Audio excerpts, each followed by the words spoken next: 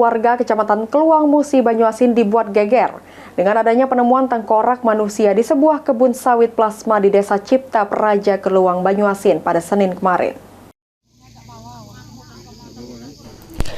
Warga Kecamatan Keluang Musi, Banyuasin mendadak heboh dengan adanya penemuan sesosok mayat yang sudah menjadi tulang belulang di sebuah perkebunan sawit plasma tepatnya di Desa Cipta Praja.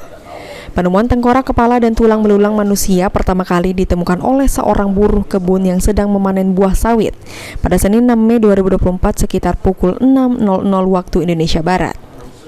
Curiga dengan bau busuk yang menyengat, buruh tersebut pun mencari sumber bau dan menemukan sesosok mayat yang sudah menjadi tulang belulang. Mendapat laporan tersebut, polisi langsung melakukan olah TKP dan membentang polis lain. Petugas pun langsung mengevakuasi tengkorak manusia tersebut ke rumah sakit terdekat untuk mengidentifikasi mayat tersebut.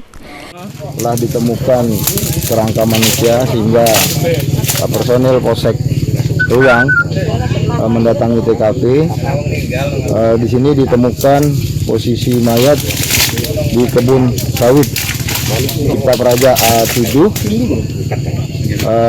ditutupi dengan pelepah-pelepah sawit, tapi kelihatan dari TKP kejadiannya lebih dari 10 hari. Sementara itu, satu warga yang berada di lokasi kejadian mengaku tengkorak tersebut diduga adalah anaknya yang sudah hilang sejak hari Sabtu pada tanggal 27 April 2024 lalu karena celana dan jaket yang dikenakan korban sama persis yang digunakan anak saat pergi dari rumah. Ibu yakin dengan ini dari ciri-ciri apanya? Celana dengan baju dengan jaket itu. Jaket hitam itu kan. Siapa namanya Ibu? Namanya Pemas ya. Umur berapa lagi kira? Kita 18 dia tuh.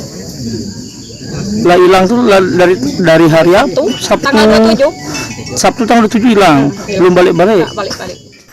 Ruzi Iskandar, PAL TV.